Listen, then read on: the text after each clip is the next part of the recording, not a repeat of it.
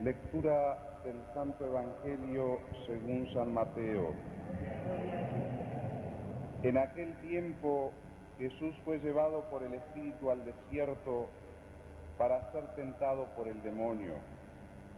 Después de ayunar 40 días con sus 40 noches, sintió hambre, y el tentador, acercándose, le dijo: «Si tú eres el Hijo de Dios, manda que estas piedras se conviertan en panes». Jesús le respondió: «Está escrito, no solo de pan vive el hombre, sino de toda palabra que sale de la boca de Dios».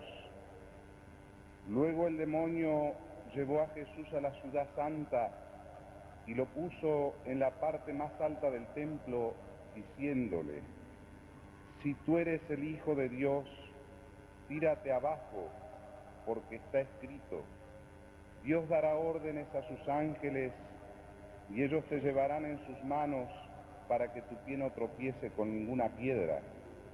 Jesús le respondió: «También está escrito, no tentarás al Señor tu Dios». El demonio lo llevó luego a una montaña muy alta. Desde allí le hizo ver todos los reinos del mundo con todo su esplendor y le dijo: «Te daré todo esto si te postras para adorarme». Jesús le respondió: «Apártate, Satanás, porque está escrito, adorarás al Señor tu Dios y solo a Él servirás». Entonces el demonio lo dejó y unos ángeles se acercaron para servirlo. Palabra del Señor. La lectura del Santo Evangelio se nos perdona nuestros delitos. Dice muy bien un comentador de Bossuet. Bossuet fue uno de los oradores más grandes que tuvo la Iglesia en el siglo pasado, que el demonio tembló cuando en uno de sus sermones Bossuet descubrió la táctica actual del demonio. Y esa táctica actual consiste, dice Bossuet, en hacer creer que él no existe. Es decir, como mucha gente vemos hoy, que cuando le hablamos del demonio se ríe. Y no solo gente, sino también hemos visto a más de una persona por televisión que con el medio de la parapsicología, aun cuando tendrían obligación de confesarlo como objeto de fe, niegan la existencia del demonio, o de los demonios si vosotros queréis, porque son muchos. Los demonios son ángeles, ángeles caídos, definitivamente, aquellos que están condenados para toda la eternidad. Pero si bien han perdido el objeto de su beatitud, conservan lo que son en su esencia. Por eso son criaturas superiores a nosotros, puramente espirituales, ¿no es cierto?, dotadas de inteligencia y voluntad, como los ángeles buenos. Los ángeles malos son los demonios. Y esto lo afirma la Iglesia. Espíritus puros que han perdido por la prueba que tuvieron que pasar la beatitud, el objeto de la beatitud que es Dios nuestro Señor, para toda la eternidad condenados. Creó el infierno para el diablo y sus ángeles, y nos va a enseñar Jesucristo. Y tal fuego eterno creado para el diablo y sus ángeles, cuando nos habla del juicio y de aquellos que desgraciadamente por su culpa se condenen. Por tanto, no son como nosotros, no tienen cuerpo, y además no son Dios, son criaturas, porque a veces la gente se siente muy tentada por todos lados y piensa que el diablo está en todas partes. Lo que pasa es que hay muchos diablos, todos los ángeles malos, hay muchos demonios, ¿cierto? Y por tanto el demonio, como los ángeles, conoce solo lo que Dios le permite conocer. Tienen un modo distinto de conocer que nosotros. Nosotros conocemos a través de los sentidos. Nuestra inteligencia después elabora el concepto y así afirmamos. Pero los ángeles no tienen cuerpo, entonces, como enseña el angélico doctor, que es Santo Tomás de Aquino, los ángeles conocen de modo distinto, es decir, por intuición, no por deducción. Intuición, que es palabra que viene de dos vocablos latinos, intus legere, leer dentro de. También entre los hombres se da esa intuición a veces. Dicen que las mujeres son más intuitivas que los hombres. ¿No? El ejemplo, el niñito chiquitito que no habla ni nada, pero la mamá conoce lo que le está pasando, intuye. Y así cuando hay grandes amistades o verdaderos amores, el conocimiento intuitivo es muy grande. Aunque el otro no diga nada, uno se da cuenta, intus legere, lee dentro, ¿ven? Es el modo que tienen de conocer los ángeles, pero conocen solo aquello que Dios les revela. Y según el texto bastante difícil de la tentación en el monte de la cuarentena de nuestro Señor Jesucristo, el demonio, dice Crisóstomo, no conocía que Jesucristo era verdadero Dios. Sabía que era un personaje imponente, pero lo confundía, dice San Juan Crisóstomo, la debilidad de la carne de Cristo. Sintió hambre, ¿ven? La debilidad de la carne. Entonces viene a averiguar, viene a cerciorarse. Si tú eres el Hijo del Hombre, si tú eres el Hijo de Dios, di que estas piedras se transformen en pan. Y fíjense que dice el mismo Crisóstomo que Jesús baja a la palestra como el luchador que tiene discípulos, baja a la arena para enseñarle a sus discípulos a luchar con la tentación. Y así nos enseña a nosotros cómo el Señor rechaza las distintas argucias y seducciones del demonio, ¿no es cierto? Él es tentado desde fuera, porque Él era perfecto como hombre. No es tentado como nosotros a veces somos por la carne. Cristo era perfecto hombre. Por tanto es tentado como Adán, desde fuera por el demonio, seducción del demonio. Y así Jesús nos enseña cómo tenemos que luchar nosotros y oponer la razón contraria basados en la palabra de Dios en la Sagrada Escritura. También escrito está, le va a contestar, ¿no? A cada tentación del demonio el Señor opone la palabra de Dios, la palabra viva de Dios, la Sagrada Escritura. 3 tentaciones aparecen, pero hay mucho más.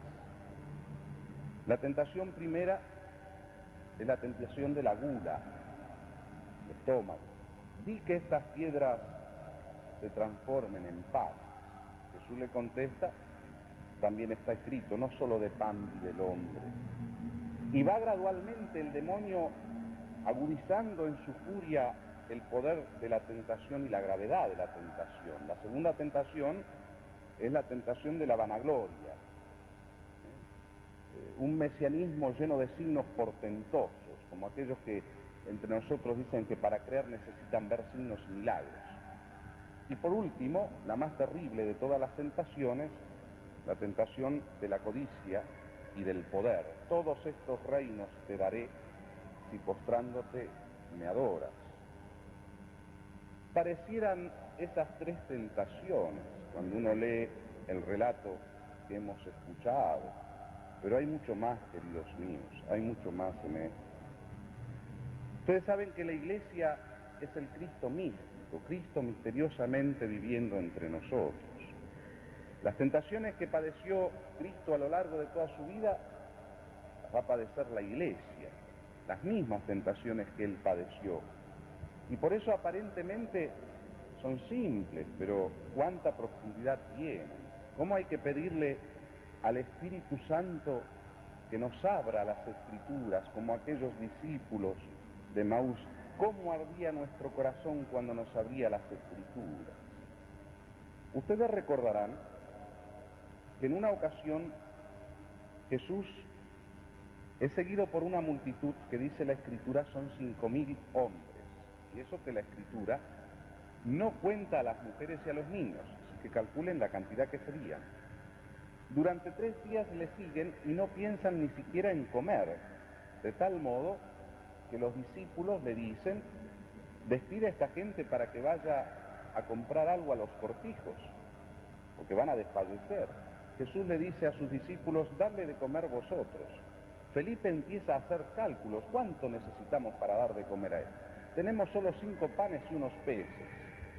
Y el Señor repartió aquellos panes a toda aquella multitud y sobraron 7 canastos llenos. Dice que aquella multitud al día siguiente lo buscó para hacerlo rey. Es fácil tener, ¿no es cierto?, un rey que multiplique sin trabajar, ¿no es cierto? Yo sé por qué vosotros me buscáis, les dice Cristo. Me buscáis no porque reconozcáis que soy el Hijo de Dios, sino porque os di de comer pan. Querían hacer el rey del pan, ¿ven? Y está la tentación, esta tentación primera. Di que estas piedras se transformen en pan. Y Jesús que contesta, no solo de pan vive el hombre, vosotros me buscáis porque os di de comer pan. Pero no solo de pan vive el hombre, sino de toda palabra que sale de la boca de Dios. Está clarísima la tentación primera. Y a lo largo de la Iglesia, ¿cuántas veces hemos visto movimientos que se plantean y la Iglesia es tentada porque la Iglesia es como Cristo, místico, en cada uno de nosotros viviendo? Es tentada con esta misma tentación. ¿Acaso no hemos escuchado a veces aquellos que afirman que hay que primero llenar el estómago y después hablar del Evangelio? Hemos escuchado. Y el Señor hizo al revés. Durante 3 días lo siguieron y se olvidaron hasta de comer. Después también le dio de comer. Padre, ¿que no nos tenemos que ocupar de los pobres? Sí, tenemos que ocuparnos de los pobres. Pero al César lo que es del César y a Dios lo que es de Dios. A veces lo escuchamos eso. ¿O no escuchan ustedes el famoso argumento de las riquezas del Vaticano?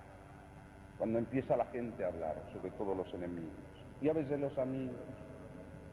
¿Por qué no se vende la piedad?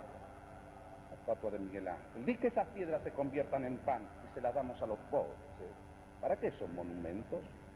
La tentación, misma tentación que tuvo Jesucristo, la primera de las tentaciones. ¿Por qué la Iglesia no vende sus cosas y llena el estómago de la gente? Di que esas piedras se conviertan en panes. Y Jesucristo que contesta, no solo de pan vive el hombre, sino que vive de toda palabra salida de los labios de Dios. Él nos enseñó que tenemos que buscar primero el reino de Dios y su justicia. Lo demás es regalo, es añadidura. Nunca le faltó a los santos el pan para sus pobres. Y me acuerdo de don Orione, y me acuerdo de un don Bosco, que confesaba 400 virinchines, eran los pibes pobres de Italia. Y después de cada misa, el domingo le repartía un pan a cada uno. Y un día le quedaban 3 panes y no había pan. Y él se puso en la puerta como todos los domingos a repartirle el pan, y esos 3 panes se multiplicaron y sobró. Quedaron los 3 panes, comieron todos los virinchines. Cuando se busca el reino de Dios y justicia, lo demás es añadidura. Está la primera tentación, y la padecemos nosotros muchas veces, y la padece la Iglesia. Dice que lo llevó al pináculo del templo, era la parte más alta que da sobre el lado oriental, en el fondo el torrente Cedrón, más allá el monte de los Olivos, donde Jesús va a agonizar, la parte más alta. Y le dijo, tírate de acá. Y yo, porque está escrito, enviará a sus ángeles que lo agarren para que su pie no tropiece en ninguna piedra. Aquel domingo de Ramos, cuando entró Jesús en un burrito, en aquel burrito, y entró llorando en Jerusalén, fue la desilusión de los fariseos, que esperaban un Mesías que con una sola mirada fulminara la torre Antonia, que era el signo del imperialismo de aquel tiempo, el imperio romano, y que pusiera con su espada al frente del mundo a la cabeza la Jerusalén, ambiciones y anhelos que todavía están latentes en aquel pueblo. Cuando lo vieron entrar con un burrito, no ese mesianismo espectacular y terrible que el demonio le propone a Cristo, tírate del pináculo del templo, porque está escrito, tus ángeles te agarrarán. Y el Señor rechaza, ¿ven? Y entra como un burrito Jerusalén. Cuántas veces quise juntar a tus hijos como la gallina junta sus pollitos y no quisiste. Esperaban ese mesianismo temporalista lleno de signos externos, de falsa pompa, de vanagloria. Incluso hay que tener cuidado incluso con la gloria cuando es gloria por Cristo, porque nos puede poner en soberbios y podemos alejarnos de Cristo, ¿ven? Pero sigue estando esa tentación y ha soportado la Iglesia esa tentación a lo largo de los siglos, de hacer cosas espectaculares, cuando el Señor va con un burrito y va por otro camino. Y la tercera tentación, la seducción del poder, ¿cierto? Del poder y de la codicia. Todos estos reinos te daré si postrándote me adoras. En primer lugar, miente el demonio porque es mentiroso desde el principio. No puede dar los reinos que no son de él. Todo el universo pertenece a Dios, que es su Señor y su Creador. Miente como mintió cuando tentó al primer Adán y ahora está tentando al nuevo Adán, que es Jesucristo nuestro Señor. Tentación que también se ve a lo largo de los siglos. El poder del mundo, el tratar de hacer componenda con el mal para obtener ventaja. Si me sirves te daré poder. Eso es lo que le dice el demonio a Cristo. Es decir, cuando nosotros hacemos algún mal, nos ponemos de acuerdo, trenzamos con el demonio, a pesar de Jesucristo, aunque lo volvamos a crucificar como Judas cuando lo vende por monedas, con tal de obtener algún privilegio, ¿no es cierto?, sea en el orden de la escala social o sea en el orden de las riquezas temporales. Queridos míos, ¿y cuántas veces la Iglesia estuvo tentada a esto? ¿Y cuántos de sus miembros han caído en esto? Transar con el mal, sentarse en la mesa del mal para obtener ventaja, crucificando a Cristo de vuelta. Por eso le digo, ven, qué simples parecen las tentaciones, qué fácil parece el relato de la cuarentena, y sin embargo, cuánto de profundidad hay.